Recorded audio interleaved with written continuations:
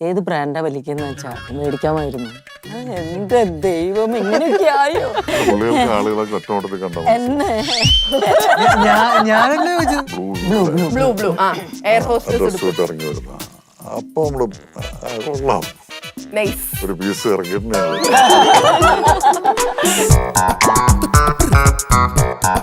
അച്ഛൻ പ്രെഡിക്റ്റ് ചെയ്തിട്ടുണ്ട് that you will become an artist. ഭാവിയിൽ ഒരു നല്ല നടിയായിട്ട് വരുന്നു. അതെന്തോ തെറ്റിപ്പോയി. അവിടെ എന്തോ mistake പറ്റി. മറ്റൊരാളുടെ വായിൽ നിന്നുള്ള ശബ്ദം നമ്മുടെ വായിൽ നിന്ന് വരുമ്പോ നമുക്ക് അറപ്പാണ്. ഇത് ഞാനല്ല, ഞാൻ ഇങ്ങനെ അല്ല അല്ലേ? അത് 2 ദിവസത്തില് ആ വർക്ക് കംപ്ലീറ്റ് ചെയ്തു. എനിക്ക് ഭയങ്കര ടെൻഷനായിരുന്നു. ബിക്കോസ് അമ്മ ഡബ് ചെയ്ത ഒരു ആർട്ടിസ്റ്റ് ആൻഡ് നയൻതാര മാം. അതൊരു ഭയങ്കര സംഭവം. ഞാൻ ഇത്രയും കാലം അത് പറഞ്ഞില്ല. പറയാൻ നേരത്തെ തന്നെ പറയണ്ടായിരുന്നു എന്നൊക്കെ പലപ്പോഴും എനിക്ക് തോന്നിയിട്ടുണ്ട്. പക്ഷെ ഞാൻ പറഞ്ഞില്ല.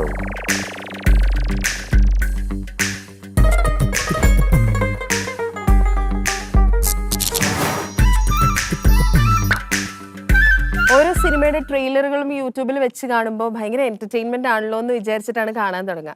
പക്ഷേ ഈ സിനിമയുടെ ട്രെയിലർ കണ്ടിട്ട് എന്റർടൈൻമെന്റ് അല്ലായിരുന്നു, ഫുൾ ഓൺ ടെൻഷനായിരുന്നു. അതിന് ആദ്യം ഡയറക്ടറോട് ചോദ്യം ചോദിക്കണം. കാരണം ഇങ്ങനെ ഇരുന്നിരുന്നാൽ ഞാൻ പിന്നെ ഇങ്ങനെ ഇരിക്കുന്ന അവസ്ഥയിലേക്ക് പോയി. ആസാദി എന്ന സിനിമയുടെ പ്രൊമോഷന്റെ ഭാഗമായിട്ടാണ് നമ്മൾ ഇവിടെ ഇരിക്കുന്നത്.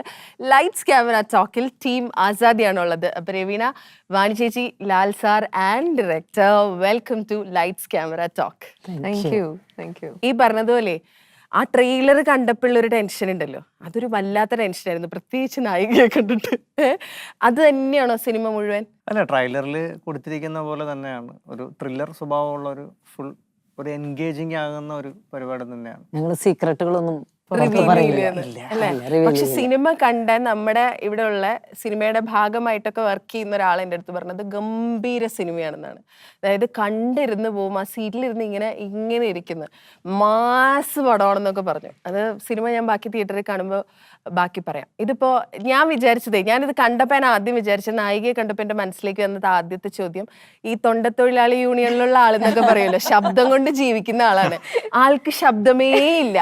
അങ്ങനെ ഒരു ക്യാരക്ടറിന് ആളെ തന്നെ തിരഞ്ഞെടുക്കാനുള്ള കാരണം എന്തായിരുന്നു? അതാണ്, അതൊരു വ്യത്യസ്തമായിട്ട് തോന്നി. അതൊരു വെറൈറ്റി ആയിട്ട് പിടിച്ചു അല്ലേ? ഈ കോള് വന്നപ്പോ എന്താ വിചാരിച്ചോ, ഇതിനെങ്കിലും ഡബ് ചെയ്യണ്ടല്ലോ എന്നാണോ? ഇല്ല, ഫസ്റ്റ് ഊമയാന്നൊന്നും പറഞ്ഞിട്ടില്ല. ബിഗിനിങ്ങിൽ ഡയലോഗ്സും ഇതൊക്കെ ഉണ്ടെന്നാ പറഞ്ഞു. പിന്നെ ഒരാഴ്ച കഴിഞ്ഞിട്ട് അവർ പറഞ്ഞു നമുക്കൊരു ഡിഫറെന്റ് ആയിട്ട് ഈ ക്യാരക്ടർ ഒന്ന് പിടിക്കാന്നൊക്കെ പറഞ്ഞു. എന്നിട്ട് പറഞ്ഞു ഊമയായിരിക്കും, ഡയലോഗ്സ് ഒന്നും ഉണ്ടാവില്ല. അല്ല, അതിവിടെ ഇവര് ശരിക്കും കുറച്ച് സാമ്പത്തിക ലാഭം ഉണ്ടാക്കാൻ വേണ്ടിയിട്ടാണ്. ഇപ്പൊ പുള്ളിക്കാരത്തെ കൊണ്ടുവന്നു, ഒരു ക്യാരക്ടർ ചെയ്യിക്കുന്നു, ഇനിയൊരു ക്യാരക്ടറിന് ഡബ് ചെയ്യുകയും ചെയ്യും.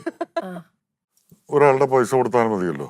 ഏത് പടത്തിന് അഭിനയിച്ചവർക്ക് ഡബ് ചെയ്യണമല്ലോ. അപ്പൊ അത് വേറൊരു ക്യാരക്ടർ ഡബ് ചെയ്യും. അങ്ങനെ വളരെ കാണുന്നത്ര ഭാവല്ല അല്ലേ? ശാസ്ത്രീയമായിട്ടാണ്.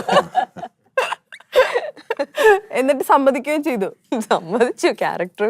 പക്ഷെ രവീണനെ കണ്ടിട്ടാട്ടോ ടെൻഷനായി പോയത്. അത് അത്ര വയറൊക്കെ പ്രസവിക്കൂ പടം കാണുമ്പോ. ഈ ശബ്ദത്തിന്റെ കാര്യം പറയുമ്പോൾ ലാൽ സാറിലേക്ക് വരാതിരിക്കാൻ പറ്റില്ല.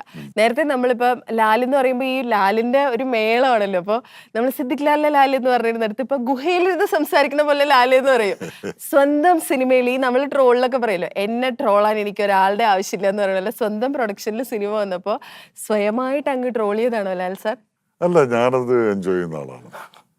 എൻ്റെ ശബ്ദത്തെ പറ്റി പറയുമ്പോൾ സംതിങ് ഡിഫറെന്റ് ആകുന്നു എന്ന് പറയുന്നതിനകത്ത് ഉറപ്പായിട്ടുള്ള കാര്യമാണല്ലോ. മറ്റുള്ളവരെ പോലെ അല്ല എന്ന് പറയുന്നത്, അത് വലിയ കാര്യമാണ്. പിന്നെ ഇത്ര ഗാംഭീര്യത്തില് ലാൽ സാറിന്റെ നമ്മളൊരു സിനിമ കാണുമ്പോഴേ, ഇപ്പൊ ലാൽ സാറിന്റെ ഇന്നൊരു ഇന്റർവ്യൂ ഞാനിരുന്ന് കാണാം. ലാൽ സാറിനൊക്കെ വേറൊരു ശബ്ദത്തിൽ കേട്ടു നോക്കിയേ, നോക്കാനോ കാണാനോ ഞാനിപ്പോ തെലുങ്ക് പടത്തിലൊക്കെ അഭിനയിച്ചിട്ടുണ്ട്, തെലുങ്ക്, കന്നഡ. പക്ഷെ ഈ പടത്തിലൊന്നും അഭിനയിക്കുമ്പോഴൊക്കെ തെലുങ്കൊന്നും ഡബ് ചെയ്യാൻ വയ്യ, തമിഴ് ഞാൻ തന്നെ ഡബ് ചെയ്യുന്നത്. പക്ഷെ ഞാൻ ഒരൊറ്റ പടം കണ്ടിട്ടില്ല ഇതുവരെ. അത് പോയി കാണുമ്പോൾ നമ്മുടെ വായിൽ വേറൊരാളോ നാക്കിട്ട് കളക്കണമെന്ന് പോലെ നമുക്ക് തോന്നുന്നത്. വേറെ ആൾക്കാരെ ഡബ് ചെയ്ത് മറ്റൊരാളുടെ വായിൽ നിന്നുള്ള ശബ്ദം നമ്മുടെ വായിൽ നിന്ന് വരുമ്പോൾ നമുക്ക് അറപ്പാണ്. ഇത് ഞാനല്ല, ഞാൻ ഇങ്ങനെ അല്ല. അത് ഭയങ്കര ബുദ്ധിമുട്ടാണ്. അല്ല, അപ്പൊ ഞാൻ ചെയ്യട്ടെ, ഞാൻ ഈ സൗണ്ട് കേൾക്കുമ്പോ വിചാരിക്കുന്നത് ഇങ്ങനെ ഒരാൾ, അതായത് സിനിമയ്ക്ക് മുന്നേ നാടകങ്ങളിൽ സ്ത്രീ വേഷം ചെയ്തിരുന്നത് ഈ ശബ്ദം വെച്ചത് എങ്ങനെയാ? അല്ല, ഞാൻ നാടകത്തിലൊക്കെ അഭിനയിച്ചിട്ടുള്ളത് വളരെ വളരെ ചെറുപ്പമൊന്നുമല്ല, ഒരു 15 വയസ്സുള്ള സമയത്തൊക്കെ. അന്നൊക്കെ ഞാൻ ഹീറോയിന്റെ വേഷമാണ് ചെയ്തിരുന്നത്. അപ്പൊ വയസ്സ് ശരിക്കും നല്ല പെൺകുട്ടിയുടെ ശബ്ദമായിരുന്നു. ശരിക്കും ഞാൻ ബലിത്തറ എന്നൊക്കെ ബലിത്തറ, റാണി കൃപാവതി എന്നൊക്കെ പറയുന്ന, റാണി കൃപാവതി ഒക്കെ ഫുൾ ലെങ്ത് നാടകമാണ്. ബലിത്തറ ഒരു ഏകാംഗ നാടകമാണ്. അതിലൊക്കെ ഞാൻ നായികയായിട്ട് അഭിനയിച്ചിട്ടുള്ളത്. പക്ഷെ അത് കാണാൻ കോലം ഇങ്ങനെ മെലിഞ്ഞായിരിക്കുന്നെങ്കിലും അന്നത്തെ ഏറ്റവും വലിയ എന്റെ പ്ലസ് പോയിന്റ് ശബ്ദം എങ്ങനെയാണെന്നുള്ളതാണ് ഹീറോയിനാക്കാനുള്ള കാരണം. ഓ മാൻ, എന്തൊരു കോൺട്രാഡിക്ഷൻ അല്ലേ.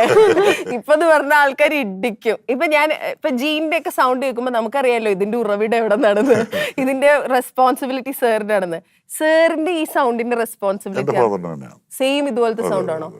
ഹൈ ബാസ് സൗണ്ട് ആണ്. അതുപോലെ ഞാൻ കേട്ടിട്ടുള്ള പിന്നെ ബിജു മേനോന്റെ ഫാദറാണ്. ഞാൻ ബിജു മേനോന്റെ ഒക്കെ പലപ്പോഴും ഫോൺ ചെയ്യുമ്പോൾ ഫോൺ എടുത്ത് കഴിയുമ്പോൾ അവൻ പുറത്തു പോയിരിക്കുകയാണെന്നൊക്കെ പറയുമ്പോൾ ഞാൻ പറയും പോടാ ചുമ്മാരി കാര്യം പറയുന്നത്. പിന്നീട് അറിയുന്നത് സെയിം ശബ്ദമാണ് ബിജു. എനിക്കും ഒരുപാട് പേര് എന്നെ സാറിനെ വിളിക്കാറ് ഫോണില്. ആണല്ലേ?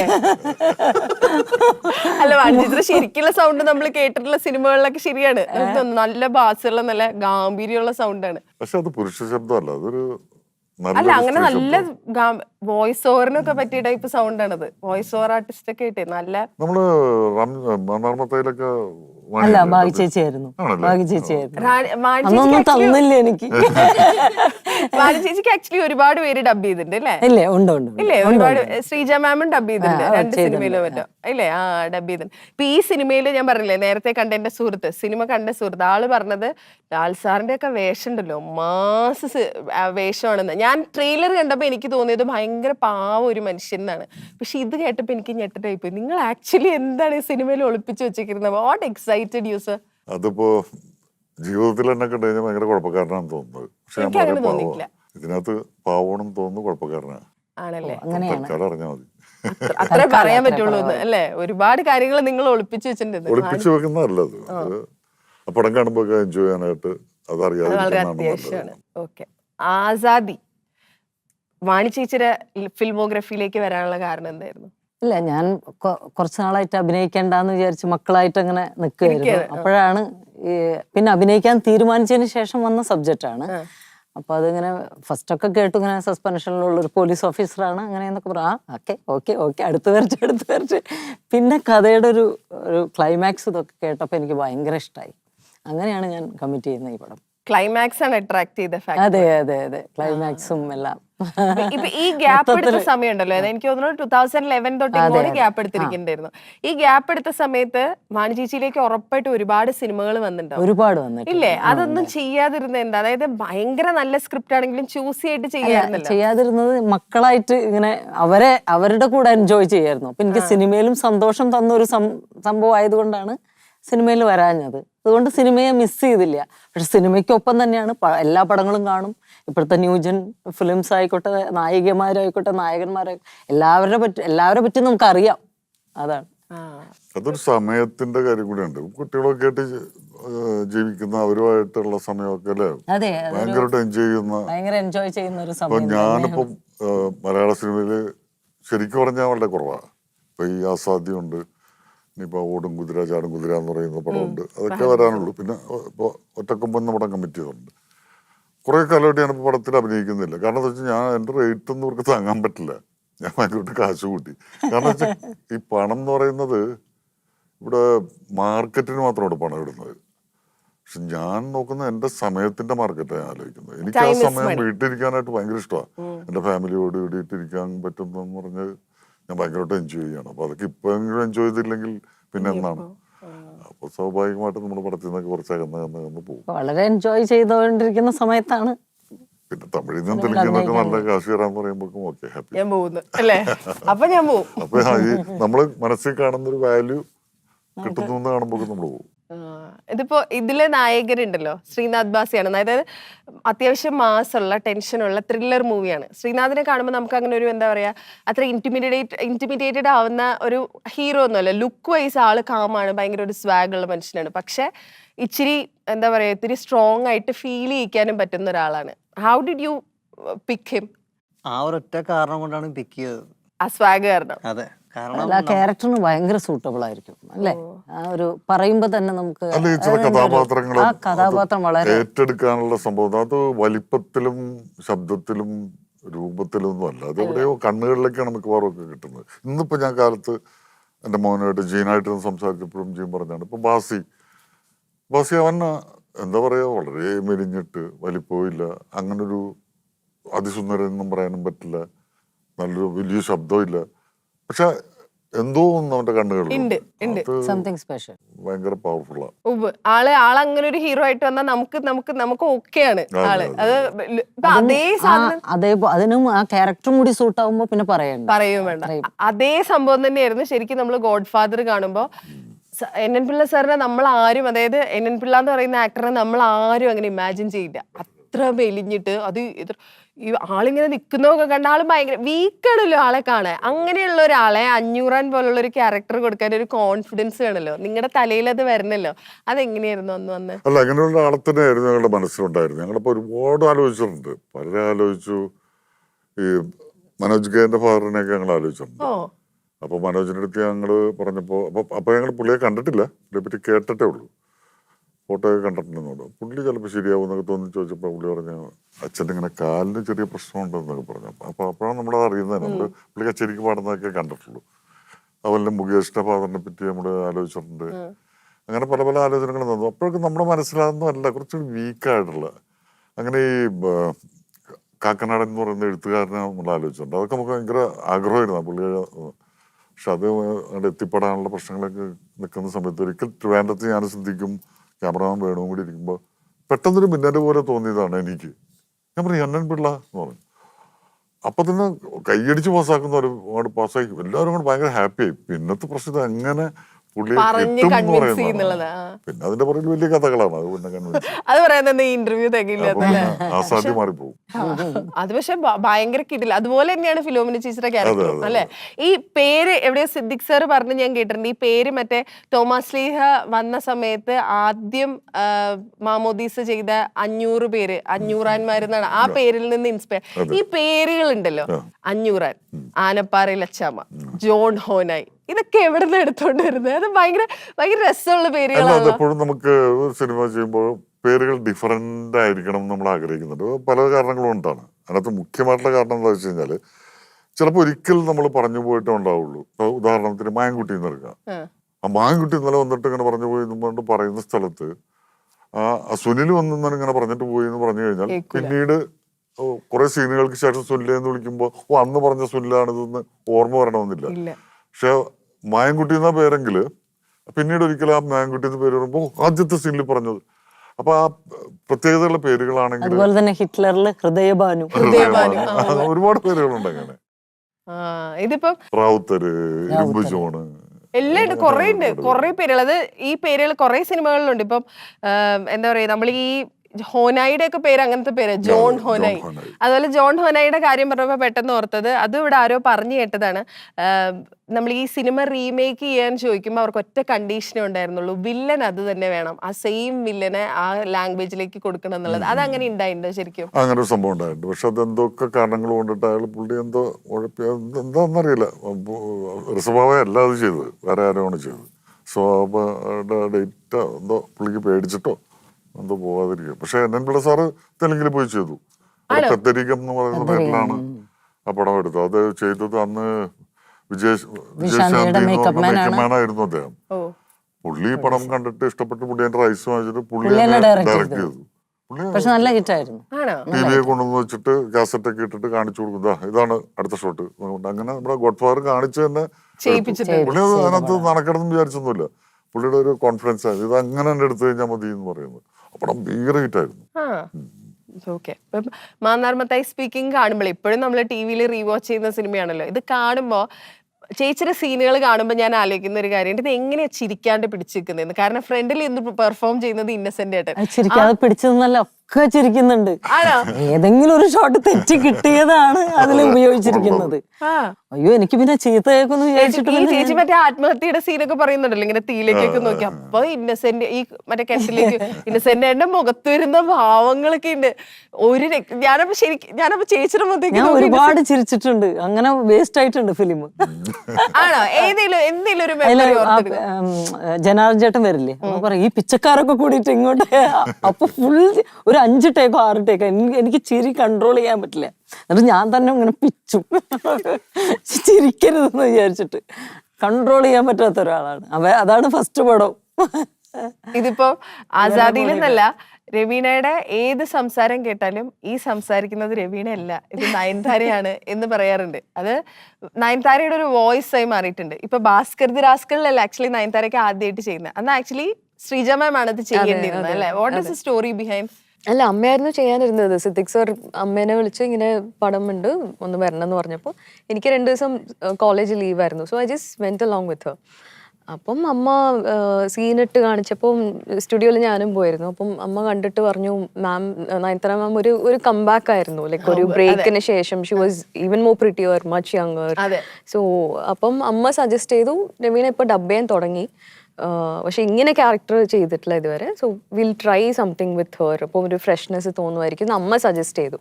സിദ്ദിഖ് സർ എന്നെ ഈ പ്രായം തൊട്ട് കാണുന്ന ആളാണ്. അപ്പം ഹി വാസ് ലൈക്ക് ഇത് ചെറിയ കൊച്ചല്ലേ, അവളുടെ വോയിസ് എങ്ങനെയാ ശരിയാവാന്ന് പറഞ്ഞപ്പോൾ അമ്മ പറഞ്ഞു ഒരു സീൻ എടുത്ത് നോക്കാന്ന് പറഞ്ഞു. സോ സിദ്ദിഖ് സർ ടോൾ എടുത്ത് വെക്ക്, will go and come back. And ADs ഒക്കെ ഉണ്ടായിരുന്നു. അപ്പം ഡിസ്കസ് ചെയ്തിട്ട് ഡിസൈഡ് ചെയ്യാം. എടുത്ത് വെച്ചപ്പോൾ എല്ലാവർക്കും ഇഷ്ടമായി. സൗണ്ട് എഞ്ചിനീയർ തൊട്ട് അസിസ്റ്റന്റ് ഡയറക്ടേഴ്സും സിദ്ദിഖ് സാറ് കൊള്ളാല്ലേ എന്നൊക്കെ പറഞ്ഞു. അപ്പം 2 ദിവസത്തിൽ ആ വർക്ക് കംപ്ലീറ്റ് ചെയ്തു. എനിക്ക് ഭയങ്കര ടെൻഷനായിരുന്നു, ബിക്കോസ് അമ്മ ഡബ് ചെയ്ത ഒരു artist and Nayanthara ma'am and ഒരു കുട്ടിയുടെ അമ്മയാണ്. അപ്പൊ അതിന്റെ മെച്യൂരിറ്റി ഭാസ്കർ ആൻഡ് മമ്മൂക്ക സാറാണ് കോമ്പിനേഷനും. അപ്പം ടെൻഷൻ അടിച്ച് ഡബ് ചെയ്തൊരു സിനിമയായിരുന്നു അത്. പക്ഷെ പിന്നീട് അങ്ങോട്ട് മാമിന്റെ സജസ്റ്റ് ചെയ്തു. ശരിയാണ്. അതെ അതെ. അതുപോലെ തന്നെ എമി ജാക്സനും, എമി ജാക്സന്റെ സൗണ്ട് ഐയില് അത് ഒന്നും പറയാനില്ല കേട്ടോ. അത് എന്തൊരു ഫ്ലോയിൽ അത് ഇറ്റ് വാസ് ബ്യൂട്ടിഫുൾ. അതായത് ഞാൻ ഒരു സിനിമയ്ക്ക് ഞാനിത് ശ്രമിച്ചു നോക്കിയിട്ടുണ്ട്. അത് ചില്ലറ പടിയല്ലാന്ന് അന്ന് എനിക്ക് മനസ്സിലായിരുന്നു. മോൾക്ക് ഇങ്ങനെ പുള്ളിക്കാരത്തേക്ക് വരുന്ന വർക്കുകൾ പലതും ഇങ്ങനെ അങ്ങോട്ട് സജസ്റ്റ് ചെയ്യാറുണ്ട്, ജോലി ചെയ്യുന്നു. അപ്പൊ നമ്മളൊരു എന്തൊരു നല്ല മനസ്സാണല്ലേ. അങ്ങനെയൊന്നുമല്ല, പണിക്ക് പോകാതെ കാശ് വീട്ടിലേക്ക് തന്നെ വരുള്ളൂ. വീട്ടിലേക്ക് വരുമല്ലോ. അപ്പൊ അതെനിക്ക് മനസ്സിലാവില്ല. ഞാനിപ്പോ എന്റെ മോക്ക് ഒരു 15 വയസ്സൊക്കെ കഴിഞ്ഞാൽ പാർട്ട് ടൈം ജോലിക്ക് വിടണമെന്ന് വിചാരിക്കുന്നത്. അതെനിക്ക് മനസ്സിലായി. ഇപ്പൊ സെയിം ഫീൽഡിൽ വർക്ക് ചെയ്യുമ്പോഴേ, അമ്മയും മോളും വർക്ക് ചെയ്യുമ്പോൾ ഈ എന്തെങ്കിലും സാധനങ്ങൾ ഇപ്പൊ ചിരിക്കാനൊക്കെ ഭയങ്കര പാടാണല്ലോ നമ്മൾ ഡബ് ചെയ്യുമ്പോൾ. നമുക്ക് ചിരിയൊന്നും വരണമെന്നില്ലല്ലോ. അങ്ങനെ എന്തെങ്കിലും ടിപ്പുകൾ, അതായത് യൂസ് ചെയ്യാൻ പറ്റുന്ന എന്തെങ്കിലും കാര്യങ്ങൾ പറഞ്ഞിട്ടുണ്ടോ? അങ്ങനെ ഇല്ല, ലൈക് ചിരിയും കരച്ചിലും ഒക്കെ ചെയ്തേ പറ്റൂ. സോ അവിടെ പോയി കഷ്ടം ഒന്നും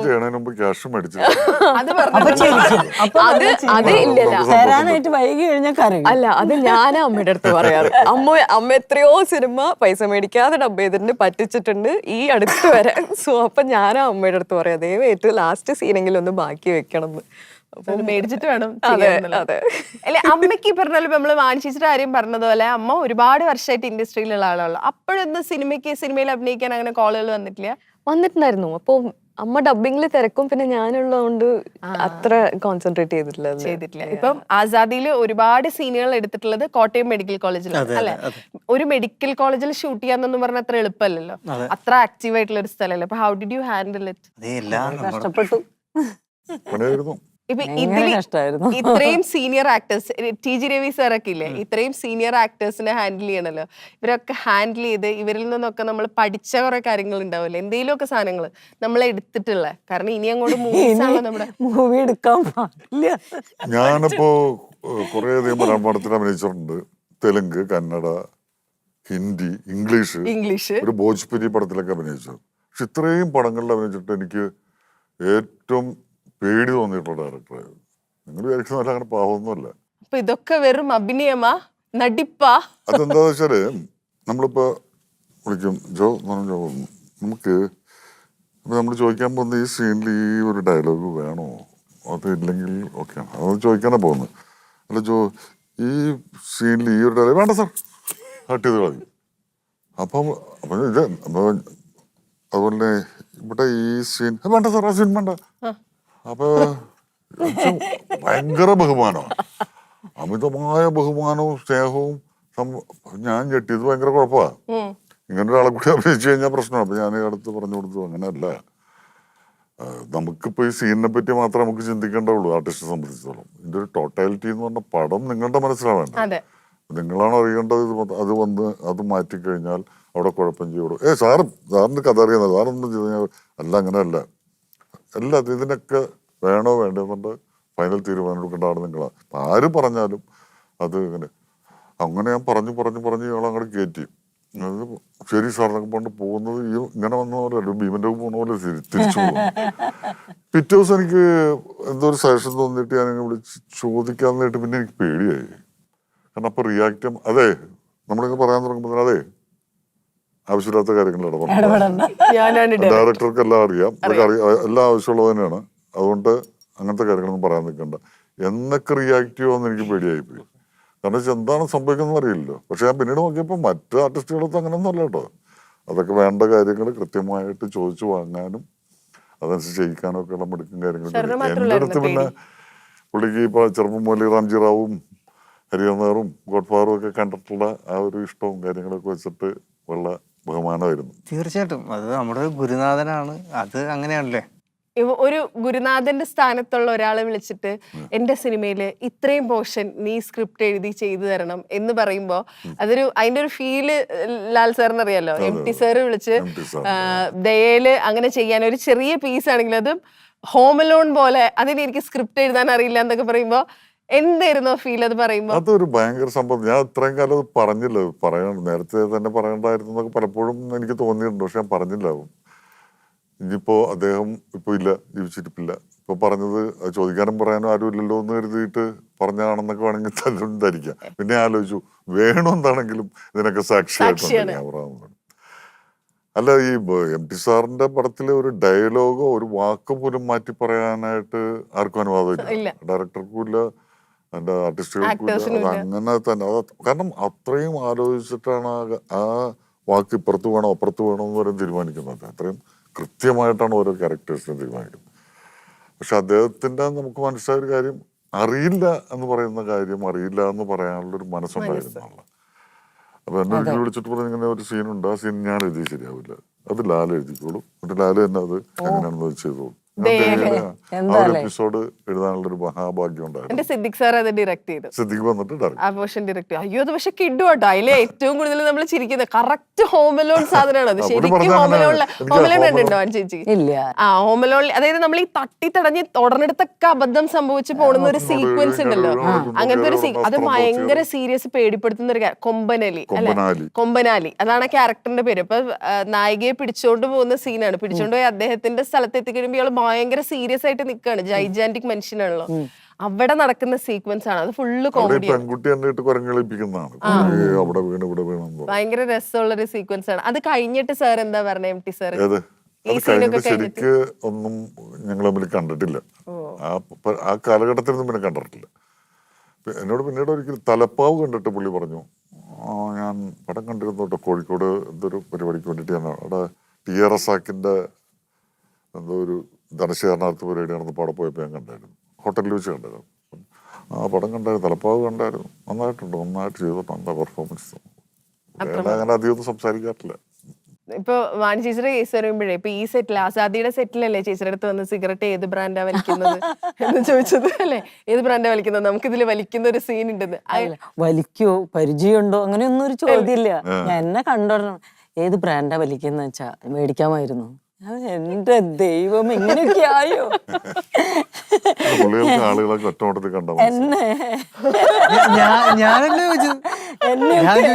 എന്നെ അങ്ങനെ വെച്ചിരിക്കാണ് അതേപോലെ.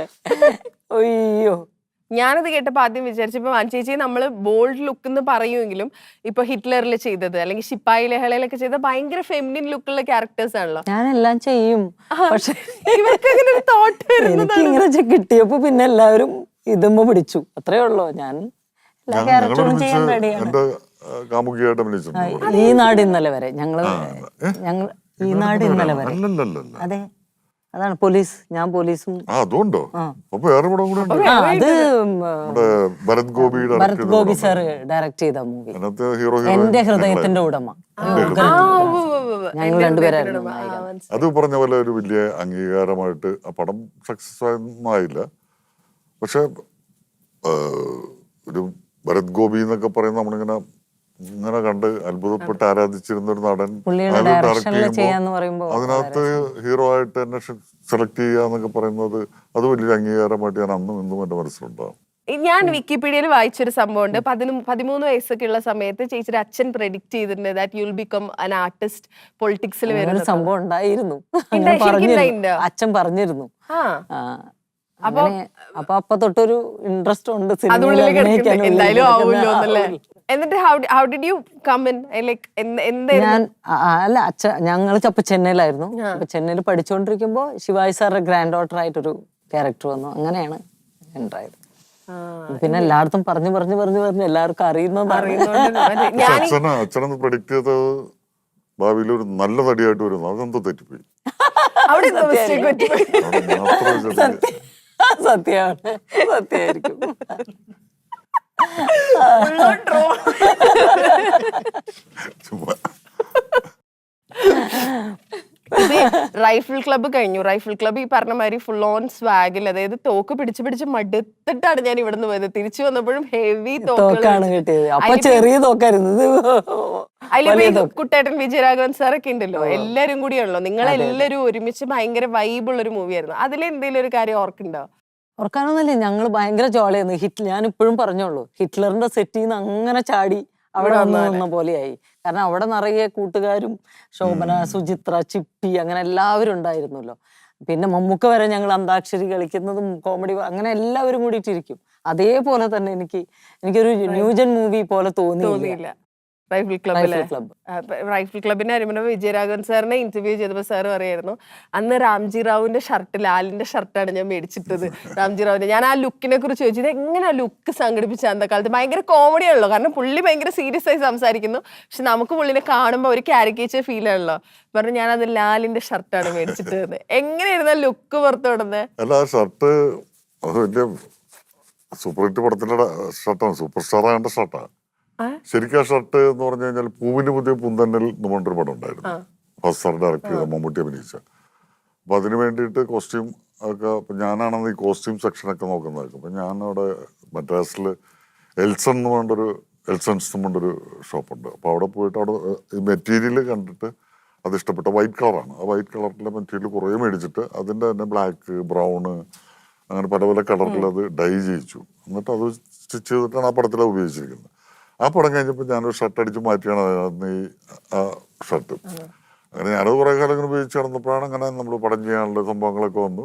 അങ്ങനെ പടം ചെയ്യാനുള്ള ഇതിനകത്ത് ഇയാളുടെ ഗെറ്റപ്പ് ചെയ്തുകൊണ്ടിരിക്കുന്ന സമയത്ത് ആ സമയത്ത് ഞാൻ ഇട്ടിരുന്ന ഷർട്ടാണ്. അപ്പോഴാണ് വേണു പറഞ്ഞ്, ഇതൊന്ന് ഇട്ട് നോക്കിയാലോ ഈ ഷർട്ട്, ലാലിൻ്റെ ഷർട്ട് എന്നുകൊണ്ട് ആ ഷർട്ട് ഇട്ടു. അപ്പൊ അത് മൊത്തത്തില് സെറ്റായി. അങ്ങനെയാണ് റാംജി റാവു എടുത്ത് റാംജി റാവു പോർഷൻ മാനർമത്തായാലും ഉണ്ടല്ലോ പുള്ളി. റാംജി റാവു കഴിഞ്ഞ് എല്ലാം കഴിഞ്ഞ് പോന്നു. അത് കഴിഞ്ഞപ്പോൾ ഫാസ്റ്റ് സാർ തമിഴിലെടുക്കാൻ തീരുമാനിച്ചു. അങ്ങനെ അരങ്ങേറ്റ വേളയിൽ കൊണ്ട് തമിഴിലെടുത്തു. അവിടെയും ഇവർക്ക് ഷർട്ട് ശരിയാവുന്നില്ല. പല ആ കളറിലെ തുണിയെ കൊണ്ട് പക്ഷെ ഒരു ടെക്സ്ചറൊക്കെ ഉണ്ട് ഷർട്ട്. അപ്പൊ ഞാൻ ആ പടത്തിൽ വർക്ക് ചെയ്തിട്ടില്ല, കുറച്ച് ദിവസമൊക്കെ വർക്ക് ചെയ്തിട്ടില്ല, അത്രേ ഉള്ളൂ. അപ്പൊ ഞാൻ എറണാകുളത്തുള്ളപ്പോൾ ഒരു ദിവസം ഫോൺ വന്നു, ഷർട്ടൊന്ന് വേണം. അങ്ങനെ വീട്ടിൽ നിന്ന് ഞാൻ ഈ ഷർട്ട് പിന്നെയും അവിടെ എത്തിച്ചിട്ട് അരങ്ങേറ്റ വേളയിൽ ആ പടത്തിൽ ആ ഷർട്ട് അഭിനയിച്ചു. അത് കഴിഞ്ഞിട്ട് തെലുങ്കിലോ എന്തെടുക്കാൻ വേണ്ടി ചോദിച്ചപ്പോൾ അതപ്പോ ഈ പടം കഴിഞ്ഞിട്ട് എനിക്ക് തിരിച്ചു കിട്ടിയില്ല. അങ്ങനെ മിസ്സായി പോയി. 3 പടങ്ങളിൽ അഭിനയിച്ച ഷർട്ടാണ്. Legend shirt. അത് ഷർട്ട് മാത്രമോ, മറ്റേ സൈക്കിൾ ചെയിൻ, അതുപോലെ മുടി, അതൊക്കെ കോഴിമുട്ടയുടെ വെള്ളയോ. മുടി ഇങ്ങനെ കോഴിമുട്ട വെള്ള മാത്രം എടുത്തിട്ട് തല പരട്ടിയിട്ട് ചീവി, പിന്നെ അത് കമ്പി പോലെ ഇങ്ങനെ തൊട്ട് കഴിഞ്ഞാൽ വിരല് മുറി. പക്ഷെ അതൊരു 2-3 മണിക്കൂർ കഴിയുമ്പോൾ വെള്ള പൗഡർ പോലെ തെറിക്കാൻ തുടങ്ങും. അപ്പൊ വീണ്ടും ക്ലീൻ ചെയ്തിടണം. അതുപോലെ ഇവര് സിനിമ എടുക്കാൻ തുടങ്ങിയതിന് ശേഷം സ്വാതി തിരുനാൾ എന്ന് പറയുന്ന ഒരു നാടകം വളരെ ഹിറ്റായി കളിച്ചോണ്ടിരുന്നത് നിർത്തലാക്കേണ്ടി വന്ന അവസ്ഥ. അതിലെ 2 നായകന്മാരെ അടിച്ചോണ്ട് സിനിമയിലേക്ക് പോകുന്നല്ലേ. ഒന്ന് റാംജി റാവുവിന് ഹീറോയെ തപ്പി വന്നപ്പോഴാണ് ഇങ്ങനെ കൊട്ടാരക്കരയുടെ മോനുണ്ട് നാടകത്തിൽ അഭിനയിക്കുന്നു. ഞാൻ നാടകം കാണാൻ പോയി, ഗംഭീരമായിരിക്കുന്നു. അങ്ങനെയാണ് ഇയാളെ അവിടെ നിന്ന് സെലക്ട് ചെയ്യുന്നത്. പിറ്റേ ദിവസം തന്നെ സായി നാടകം നിർത്തി, ഞാൻ സിനിമയിലേക്ക് പോകുന്നു കൊണ്ട്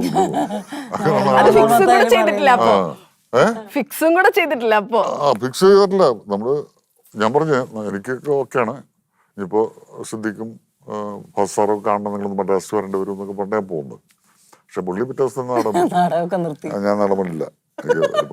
ഇനി സിനിമയിലുണ്ടാവുള്ളൂ. അങ്ങനെ അവര് നാടകമൊക്കെ കുഴപ്പമായി. അവർക്കിപ്പോ ഒരു ദിവസം 3 കളിയൊക്കെ കളിച്ചോണ്ടിരിക്കുന്ന സമയമാണ്. അവര് പിന്നെ അവരാരൊക്കെ, കാരണം ഈ സൈസ് വേണം, ശബ്ദം വേണം, അങ്ങനെ ഒരുപാട് കാര്യങ്ങളില്ലേ. അവർ പിന്നെ അങ്ങനെയൊക്കെ ഒപ്പിച്ചൊക്കെ തൽക്കാലം നാടകം കളിച്ച് അപ്പോൾ തൽക്കാലം രക്ഷപ്പെട്ടു. പിന്നെ അവർ നിർത്തിയ നാടകം. അത് കഴിഞ്ഞ് അവർ 2 നാടകം തുടങ്ങി. അപ്പോഴാണ് ഞങ്ങളുടെ ഹരിഹരനാർ വരുന്നത്. അതിന് വില്ലനെ അന്വേഷിക്കണം ഇങ്ങനെ വന്നപ്പോഴാണ് ഒരുത്തം പറഞ്ഞത്, ഈ സ്വാതിനാളിൽ അഭിനയിക്കുന്ന ഒരു നടനുണ്ട്, കൊള്ളാം, സ്വഭാവ എന്ന്. അങ്ങനെ ഞങ്ങൾ വിളിച്ച അയാളും പോന്നു. പിന്നെ അവർ നാടകം കളിച്ചിട്ടുള്ളത് സ്വാതിനാൾ അതോടെ ഇല്ലാണ്ടായി. ഗംഭീര നാടകം, അവരെ ഇങ്ങോട്ട് കൊണ്ടുവന്നില്ല. നാടക ട്രൂപ്പ് തന്നെ ഇല്ലാണ്ടായി തോന്നുന്നു. കഷ്ടം അവസ്ഥ. ഓക്കെ, ഇനി ആസാദി നമ്മൾ വൈൻഡപ്പ് ചെയ്യുന്നതിന് മുമ്പ് ആസാദി ഈ പറഞ്ഞത് മാതിരി നമുക്ക് ഭയങ്കര ടെൻഷൻ. ഇപ്പൊ 1 നൈറ്റ് 1 മിഷൻ എന്നുള്ളതാണ് എന്റെ തലയിൽ വന്നത്. അത് ആളെ രക്ഷപ്പെടുത്തുക എന്നുള്ളതാണ് എനിക്ക് ട്രെയിലറിൽ നിന്ന് മനസ്സിലായത്. അത് തന്നെയാണോ മിഷൻ? കാരണം ട്രെയിലറിൽ കാണുന്നൊന്നും സാധാരണ ഞങ്ങൾ സിനിമയിൽ കാണുമ്പോൾ അതുകൊണ്ട് യാതൊരു ബന്ധം ഉണ്ടാവില്ല ചിലപ്പോൾ. ആ ബന്ധം തന്നെയാണ്. ആണോ? അങ്ങനെ തന്നെയാണ്. ട്രെയിലറിൽ നമ്മൾ സ്ട്രെയിറ്റ് ആയിട്ട് കാര്യങ്ങൾ പറഞ്ഞു കൊടുക്കും. അത് വിട്ടോ യൂഷ്വൽ ഒരു ഓപ്പറേഷനാണ്, ഒരു വളരെ ഇൻട്രസ്റ്റിംഗ് ആയിട്ടുള്ള പ്ലാനിങ്ങുകളും ഓപ്പറേഷനും ഒക്കെയാണ്. അതിനേക്കാൾ ഉപരിയായിട്ട് അതൊരു ഒരുപാട് നല്ല ബന്ധങ്ങളുടെ കഥയാണ്. ഒരു അച്ഛനും മകളുമായിട്ടുള്ള ബന്ധം, ഒരു ഹസ്ബൻഡും വൈഫുമായിട്ടുള്ള ബന്ധം, ഒരു അമ്മയും മകനുമായിട്ടുള്ള ഇമോഷൻസ്, അങ്ങനെ ഒത്തിരി സൗഹൃദത്തിൻ്റെ ഇമോഷൻസ്, അങ്ങനെ പല പല പല റിലേഷൻസിൻ്റെയും അതിൻ്റെ ഇമോഷൻസ് ഭയങ്കരമായിട്ട് വർക്ക് ചെയ്തിട്ടുള്ളൊരു സിനിമയാണ്. അല്ല, ഈ മാൻചേച്ചിയുടെ സിനിമകൾ ഏത് കണ്ടാലും ഞാൻ ശ്രദ്ധിച്ചിരുന്ന ഒന്ന് കണ്ണ്, യു ഗോട്ട് ബ്യൂട്ടിഫുൾ ഐസ്, പിന്നെ ഒന്ന് ഐബ്രോസ് ഭയങ്കര രസമുള്ള ഐബ്രോസ്, പിന്നെ മുടി. ഞങ്ങൾ അത് ഇവിടെ ചേച്ചി വരുന്നതിന് മുമ്പ് പറയായിരുന്നു, ഈ എന്തൊരു ഭംഗിയായിരുന്നു കാണാൻ, എന്തെല്ലാം ഫീച്ചേഴ്സ് ആയിരുന്നു. ആ ഹെയർ കെയർ അല്ല അങ്ങനെയല്ല, അല്ല ഷൂട്ടിങ്ങിന് വാണിയുടെ ഫസ്റ്റ് ഷോട്ട് ഒരു കാർ നിന്നിട്ട് ആ കാറിൽ നിന്ന് ഇറങ്ങി എയർ ഹോസ്റ്റസിന്റെ പിങ്ക് ഉടുപ്പിട്ട് വരുന്ന, പിങ്കല്ല ബ്ലൂ എയർ ഹോസ്റ്റസ് ഇറങ്ങി വരുന്ന. അപ്പൊ നമ്മള് കൊള്ളാം, നൈസ് ഒരു പീസ് ഇറങ്ങിയിട്ടുണ്ട് ഞങ്ങള്. സായികുമാറിന്റെ മറ്റേ ഇന്നസെന്റ് നിൽക്കുന്ന അതേ ഫീൽ ആയിരുന്നല്ലേ ക്യാമറയ്ക്ക് പുറകില്? മലയാളത്തിൽ ഒരു കലക്ക് കലക്കും. പക്ഷെ കലക്കങ്ങ് കലക്കിയായിരുന്നു കേട്ടോ. ഇനിയും അങ്ങ് കലക്കണം. അച്ഛൻ പറഞ്ഞത് നല്ല നടിയല്ല, വളരെ നല്ല നടിയാണ്. അറിയാണ്ടാണെങ്കിലും അത് വാങ്ങി. അപ്പൊ ഇനി അങ്ങോട്ട് സിനിമകളുമായിട്ട് സജീവമായിട്ട് ഇവിടെ ഉണ്ടാവില്ലേ? ഉണ്ടായിരിക്കും അല്ലേ? ഉറപ്പല്ലേ? അപ്പൊ ഈ ഒരു ഫൺ സിനിമയിലുണ്ട് എന്ന് ഞാൻ പ്രതീക്ഷിക്കുന്നില്ല. പക്ഷെ ത്രില്ലറായിട്ട് ഞങ്ങൾക്ക് തിയേറ്ററിൽ പോയിരുന്ന് എൻജോയ് ചെയ്യാൻ പറ്റുന്ന ഒരു സിനിമയായിരിക്കുമെന്ന് ഞാൻ പൂർണ്ണമായും വിശ്വസിക്കുന്നു. അങ്ങനെ തന്നെ ആവട്ടെ, സക്സസ്ഫുൾ ആവട്ടെ. ഇനിയും ഒരുപാട് സിനിമകളുമായിട്ട് നിങ്ങൾ ഈ ടീം ഇങ്ങനെ സക്സസ്ഫുൾ ആയിട്ട് പോട്ടെ. Thank you so much. Thank you so much.